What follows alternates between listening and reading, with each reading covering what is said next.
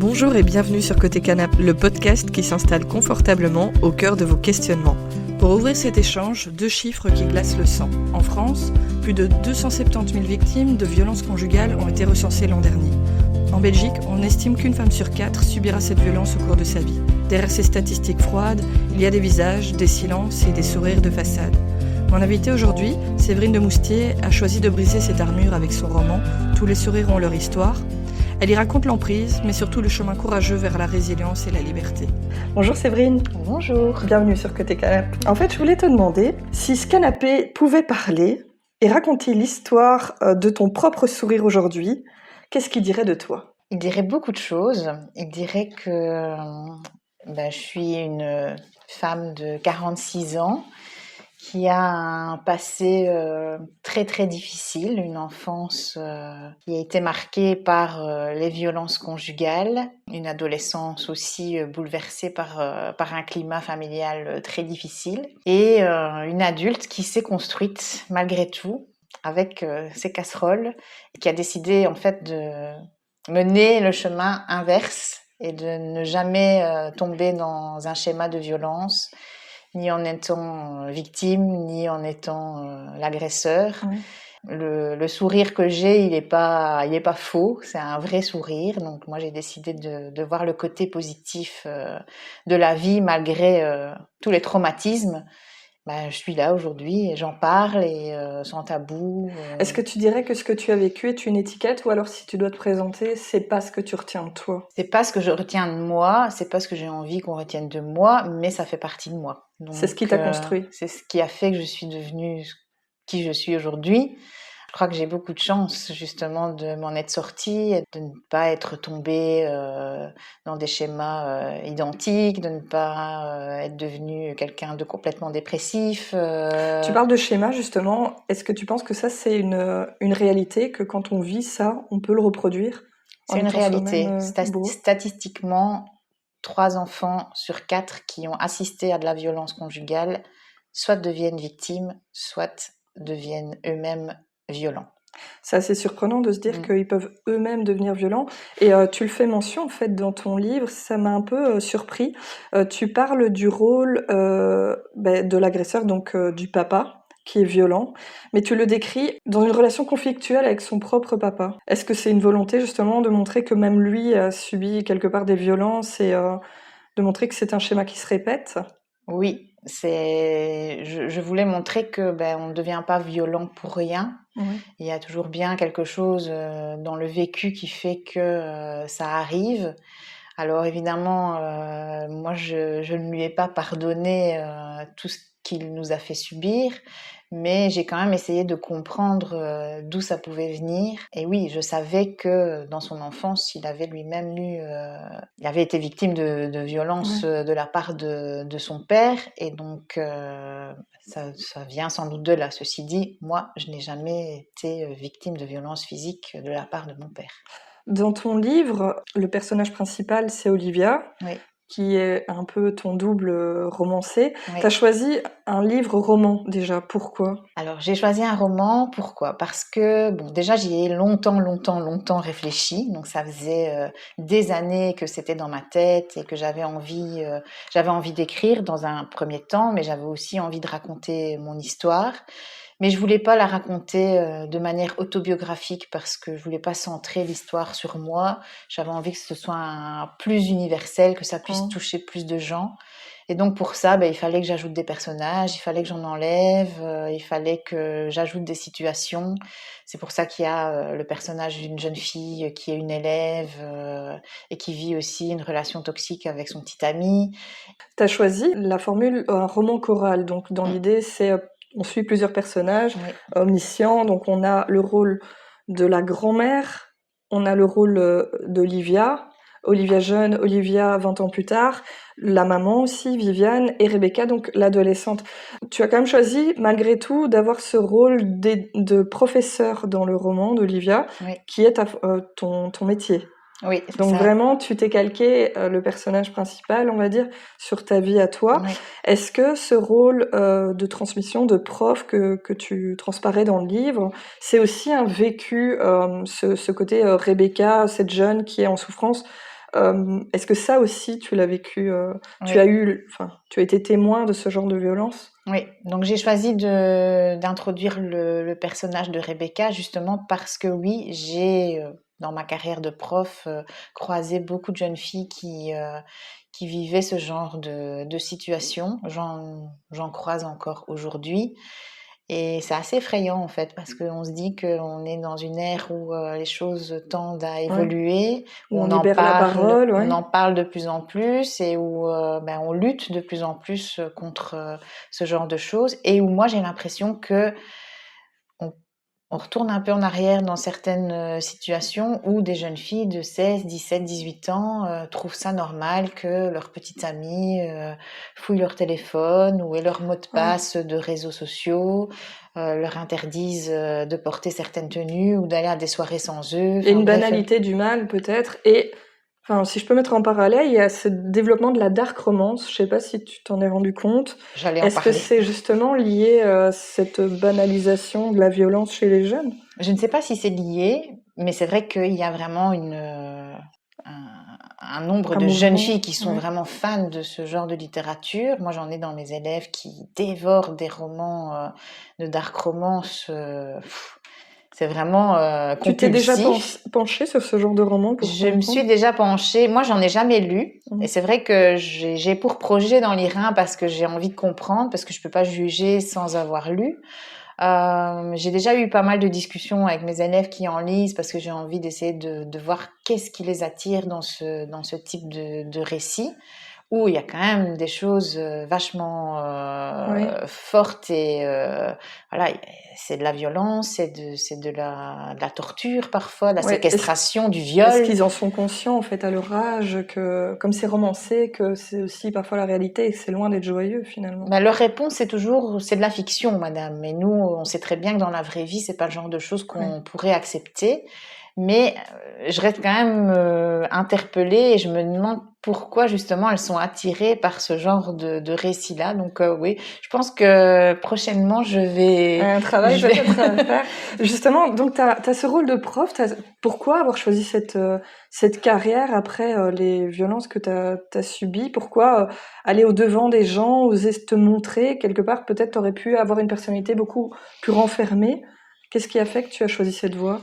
Alors, disons que j'ai choisi d'être prof parce que j'aime le contact avec les gens malgré tout et c'est vrai que j'ai toujours été, même si j'avais ce vécu difficile, j'en ai jamais parlé à personne. J'avais quand même un cercle d'amis, j'avais quand même une vie sociale par la suite quand j'ai été adulte.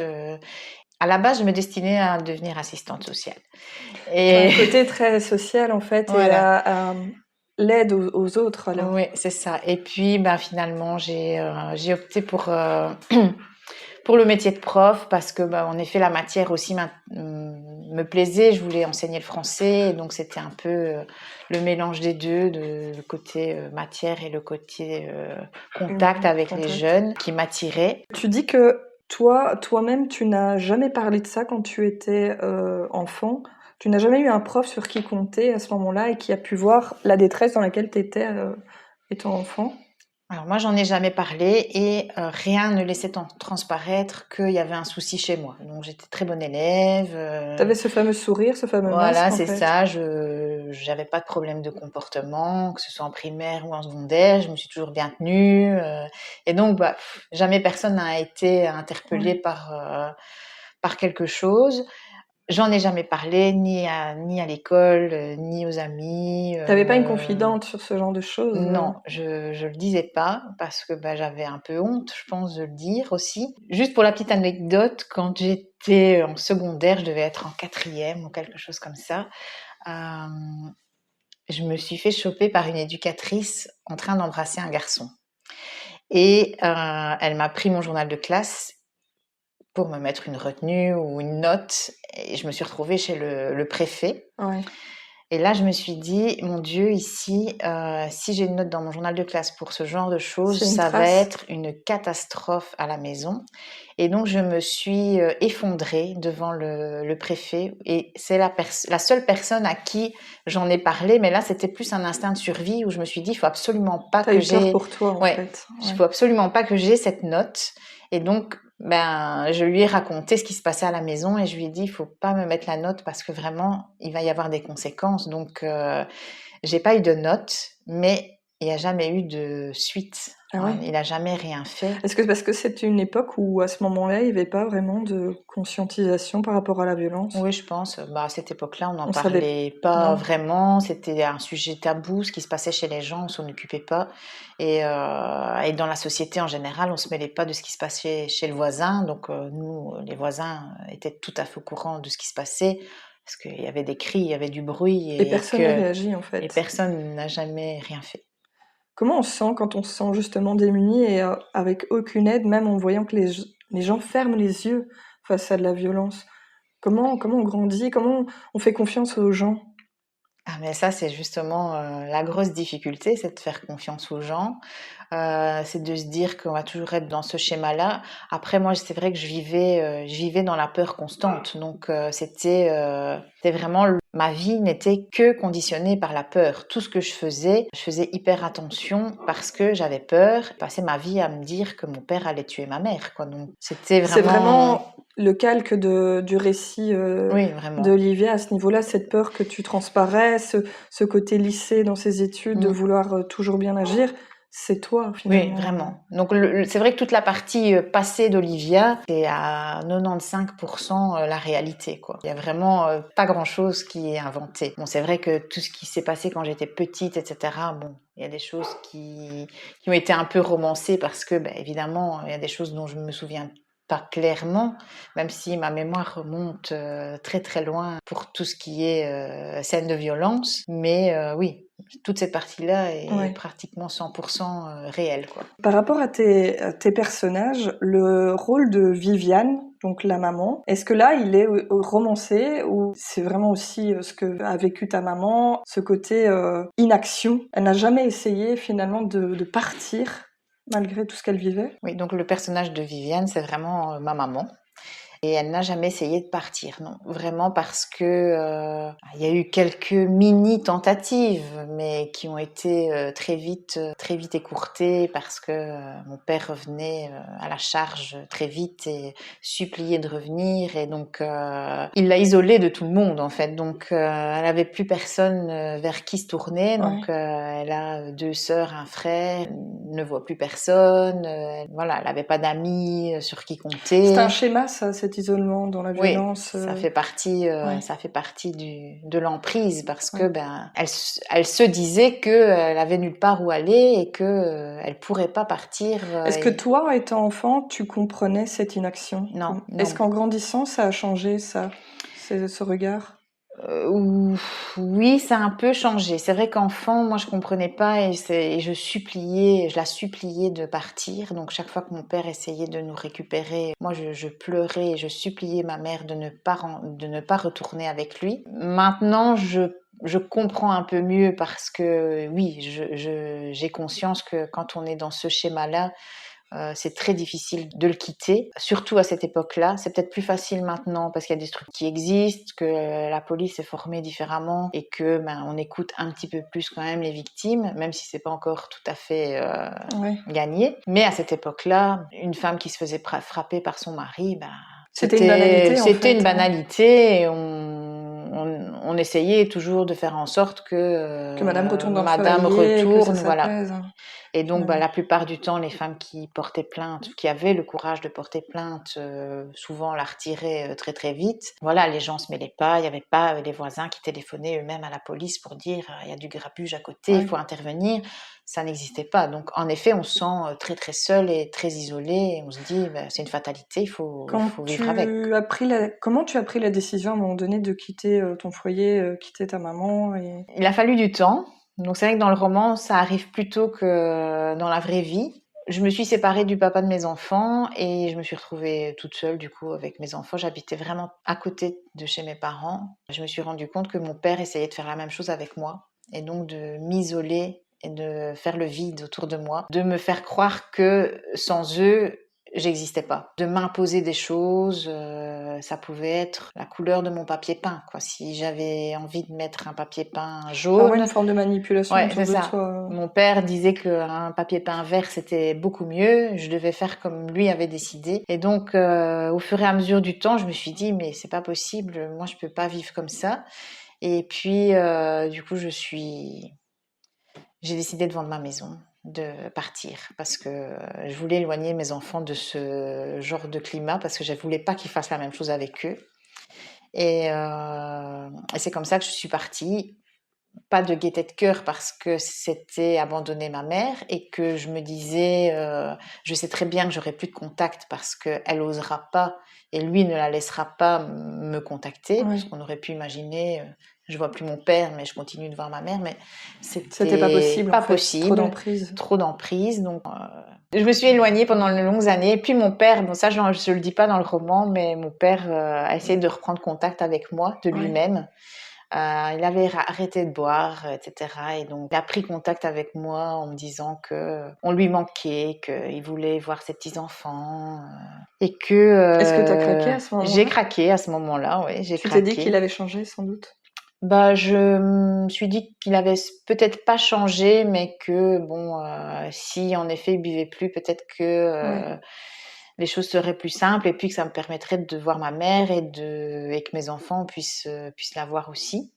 Bon, ça s'est fait de manière beaucoup plus éloignée, espacée. C'était pas comme quand j'habitais juste à côté, puisque là, j'habitais, allez, on va dire à 30 minutes de chez eux, plus ou moins.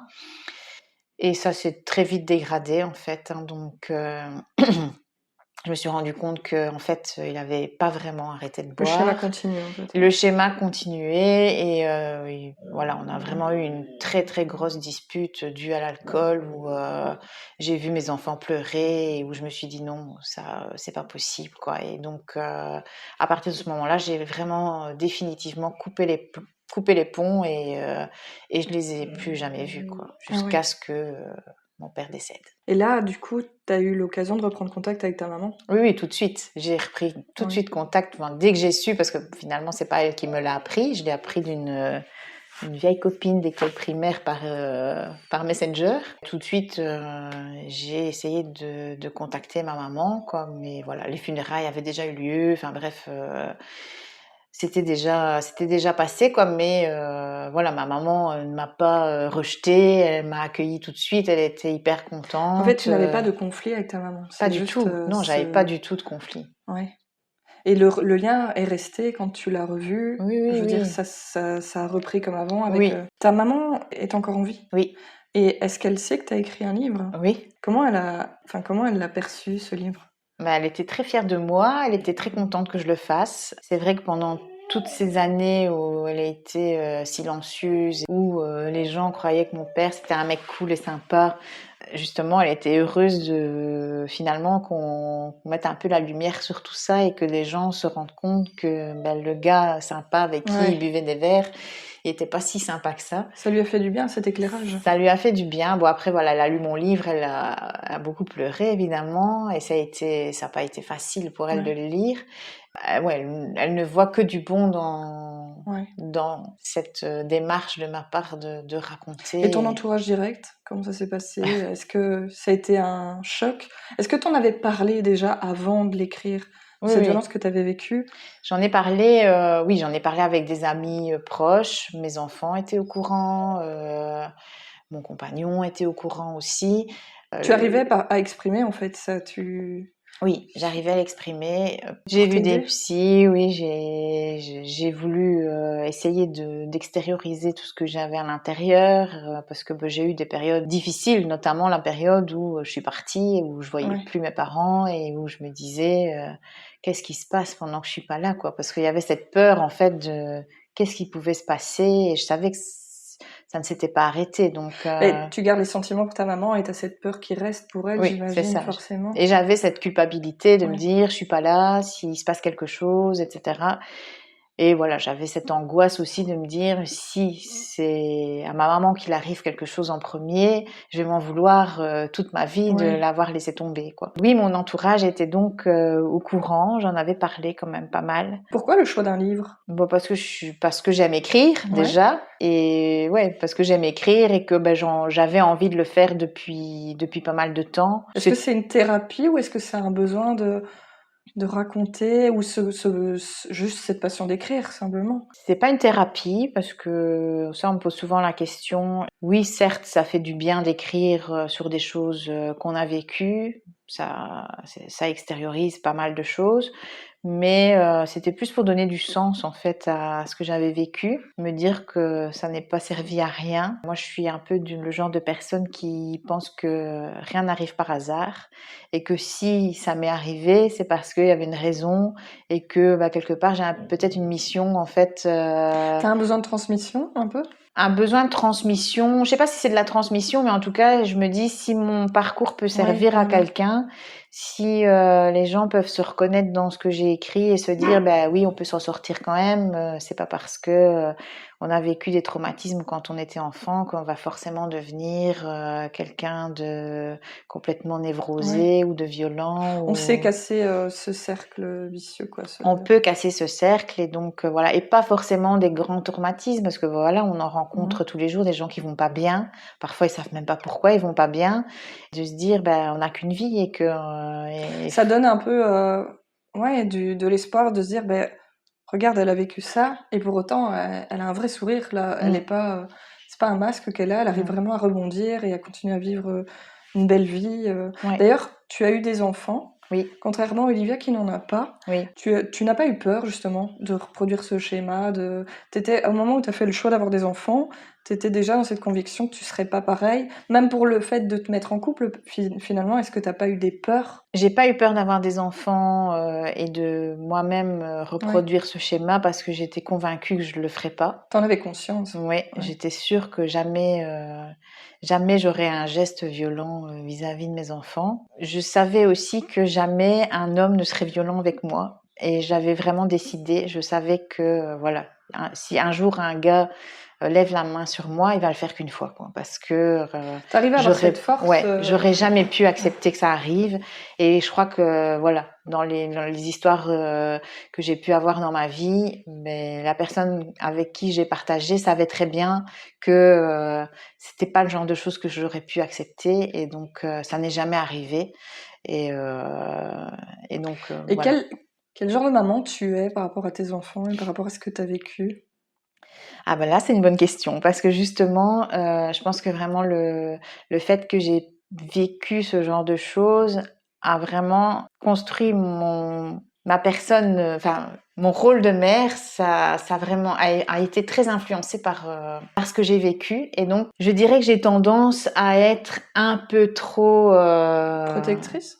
Pas protectrice, mais un peu trop laxiste. En fait, j'ai une réelle peur du conflit avec mes enfants. J'ai horreur du conflit en général avec tout le monde. Quand le ton monte un peu ou que il y a des frictions avec les gens, c'est quelque chose qui me rebute très vite. Et avec mes enfants, c'est plus parce que... Est-ce que c'est une peur de l'abandon? Clairement, j'ai tellement peur de perdre mes enfants que c'est vraiment quelque chose qui a vraiment façonné mon rôle de maman. Et donc on a une relation très fusionnelle avec mes enfants, hein.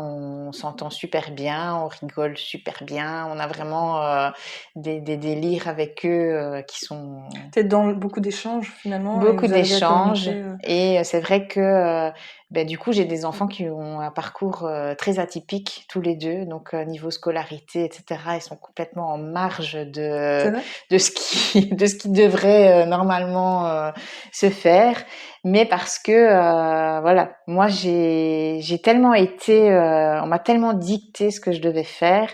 Je pouvais pas sortir des clous, et j'étais tellement dans un cadre. T'as envie qu'ils vivent leur vie à 100%. Moi, je voulais vraiment pas imposer des choses à mes enfants.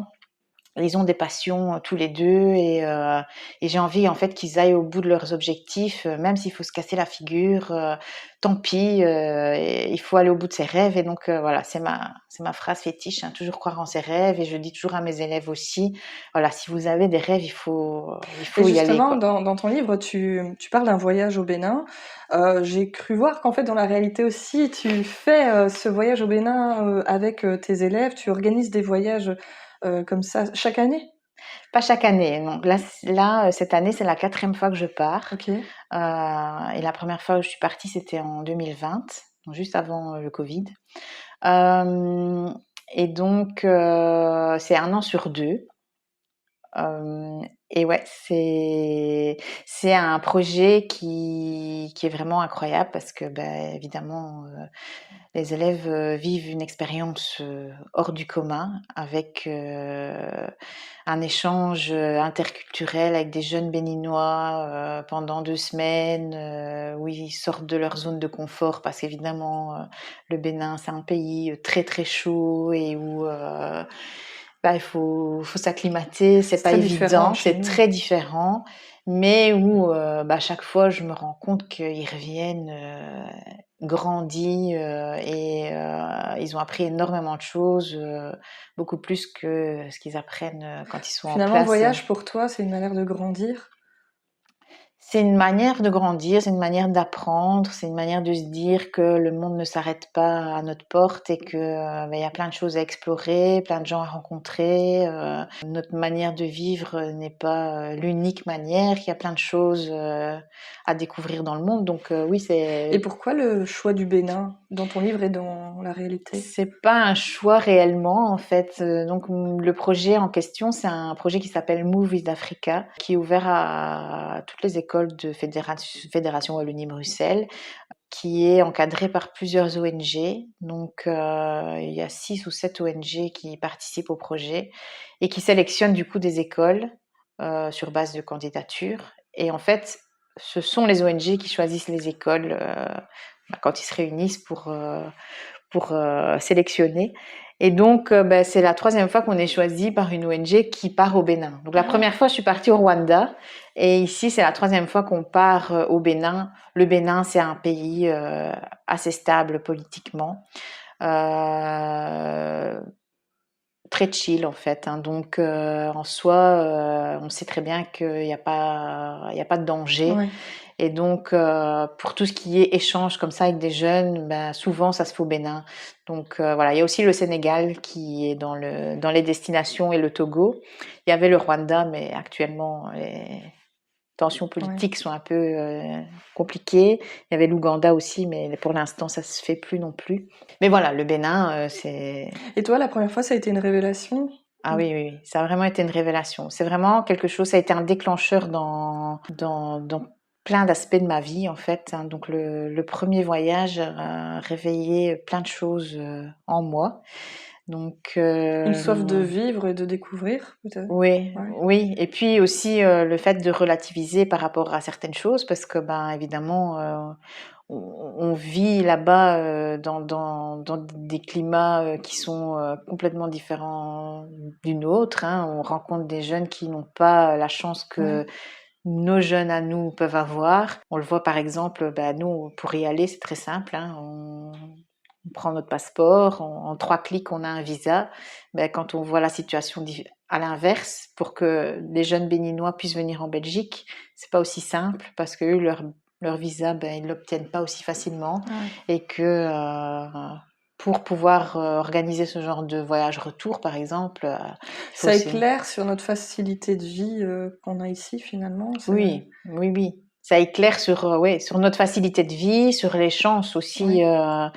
les chances qu'on De a au conditions. départ. Ouais. Et voilà, les jeunes, ils ont la chance d'aller à l'école, ils ont la chance de vivre et de choisir leur orientation professionnelle, ce qui n'est pas le cas au Bénin, ce qui n'est pas le cas pour les jeunes filles du Bénin Ouais. qui sont pas à égalité avec les J'imagine garçons. aussi que bah, si on reste sur le thème de la violence conjugale, là-bas, c'est carrément différent. Enfin, je veux dire. Ça, c'est quelque chose que je vais creuser Ouais. là, ici prochainement, puisqu'on part dans 2 semaines et demie.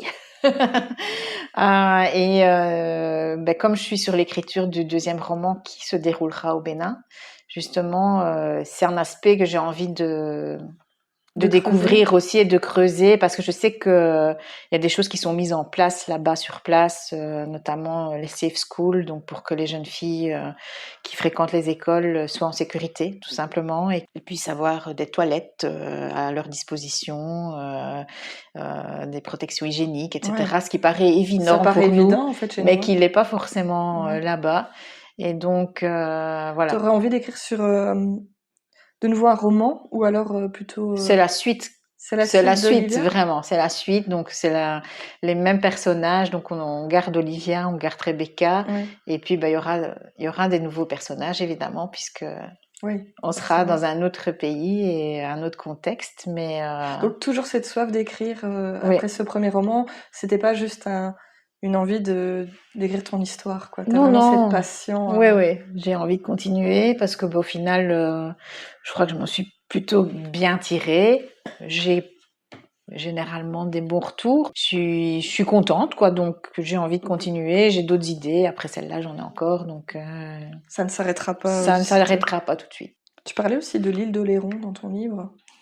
C'est une région que je ne connais pas, mais qui m'a tentée en te lisant. C'est une région que tu affectionnes, que tu connais. Mais oui, moi, je connais la région. Alors, c'est vrai que c'est un peu par hasard que j'ai choisi l'île d'Oléron parce que bon, j'ai pas mal voyagé déjà et en France, j'ai fait pas mal d'endroits.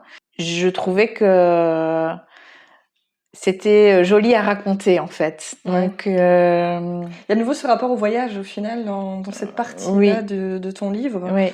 Moi, j'ai vraiment le sentiment, en lisant ton livre, que le voyage fait grandir. Enfin, le voyage change et permet l'ouverture par rapport à ce que ton personnage a vécu.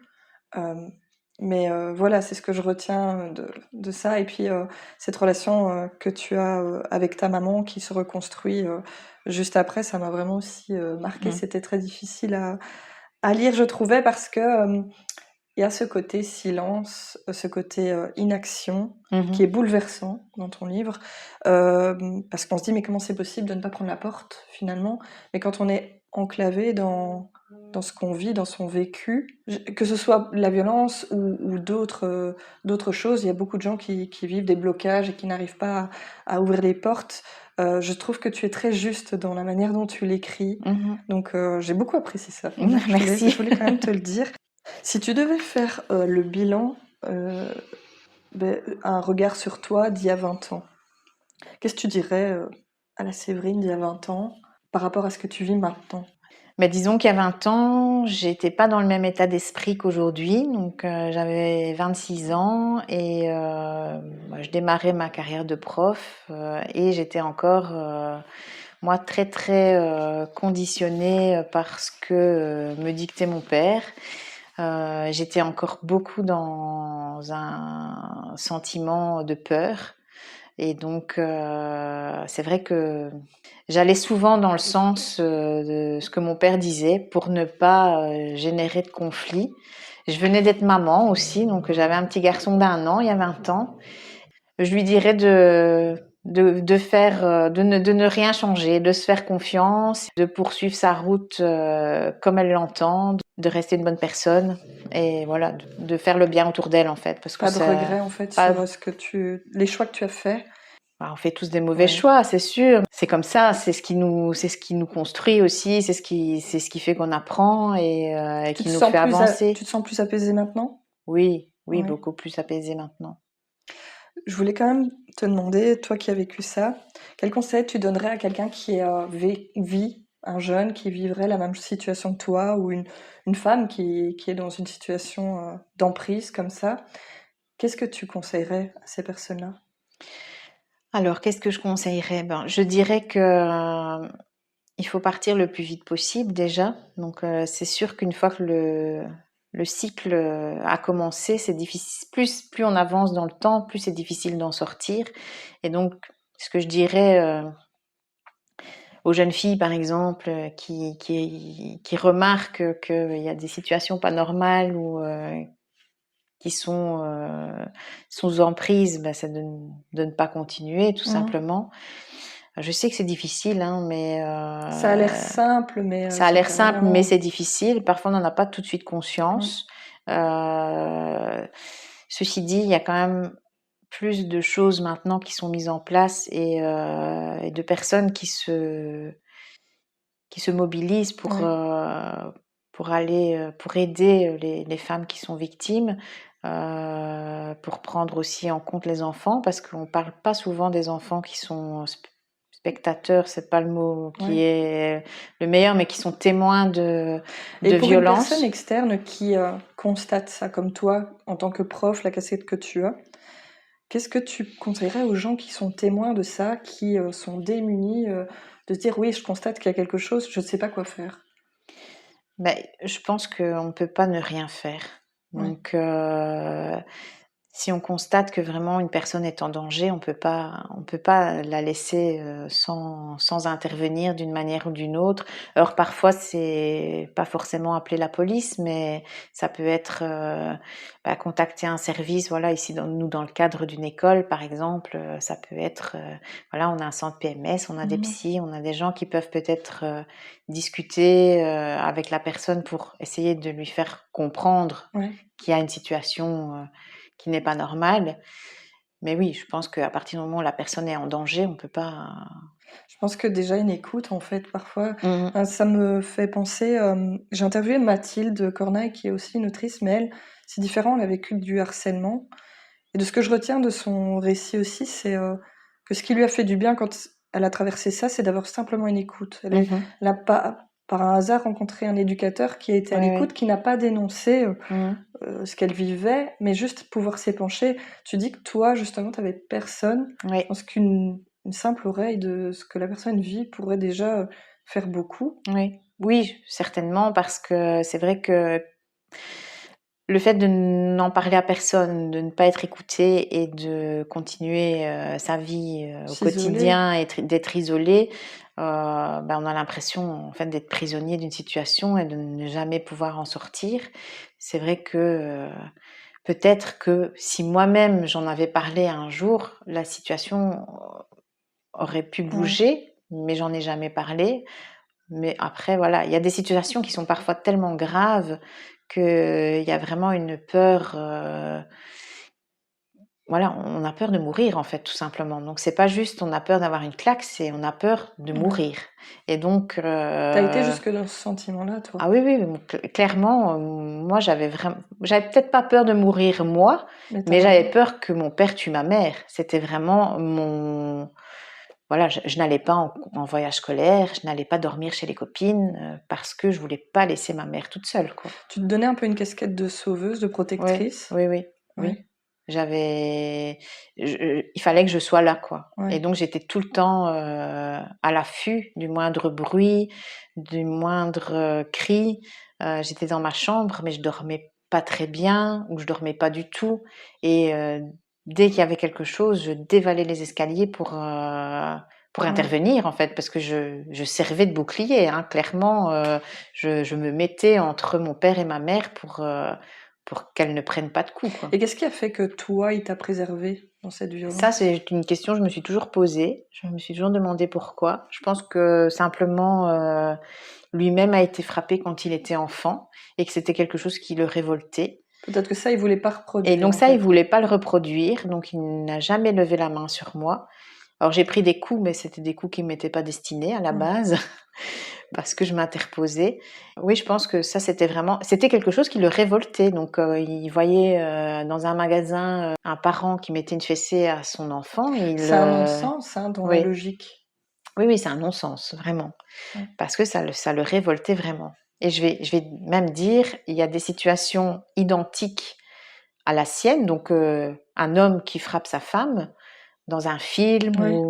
où il avait tendance à dire mais enfin qu'est-ce que c'est que ça, etc. Alors qu'il faisait exactement la même chose, quoi. Des œillères, en fait. Voire Est-ce que pire. c'est l'alcool, le problème? Ou alors c'est vraiment le comportement? Il y avait un problème de comportement à la base, de vraiment de pervers narcissiques qui voulaient tout diriger, tout contrôler, qui avait toujours raison, qui pouvait pas supporter qu'on s'oppose à lui.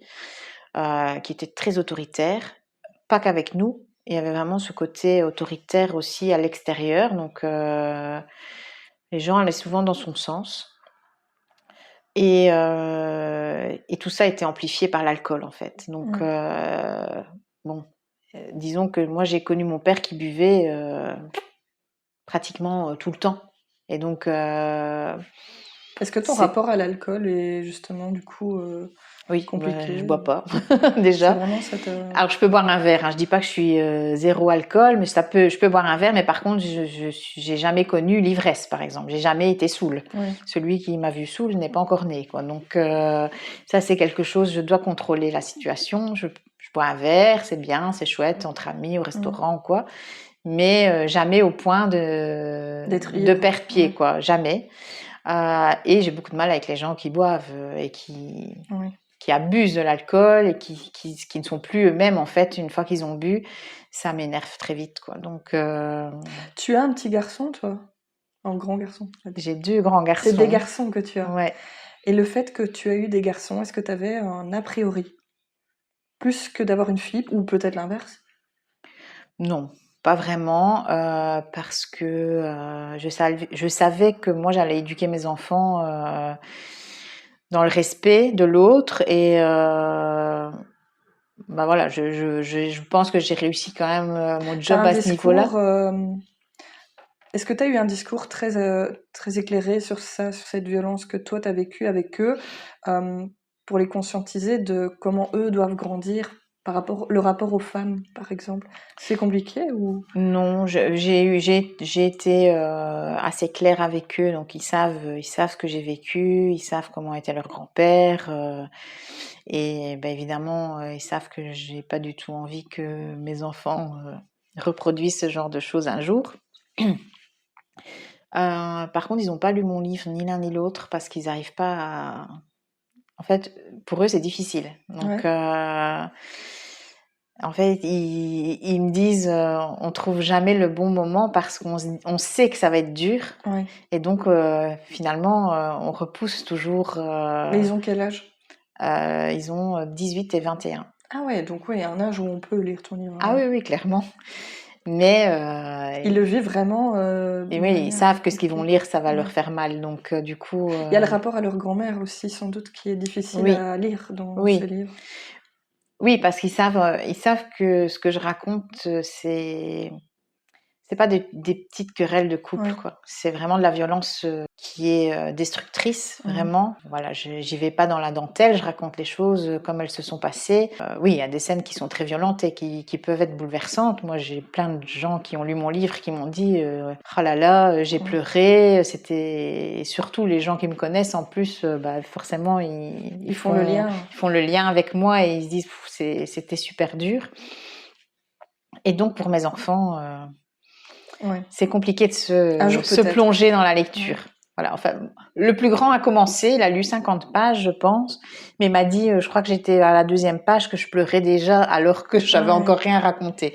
Donc, quand ça nous touche personnellement, notre propre famille, ça doit pas être évident de lire. C'est ça.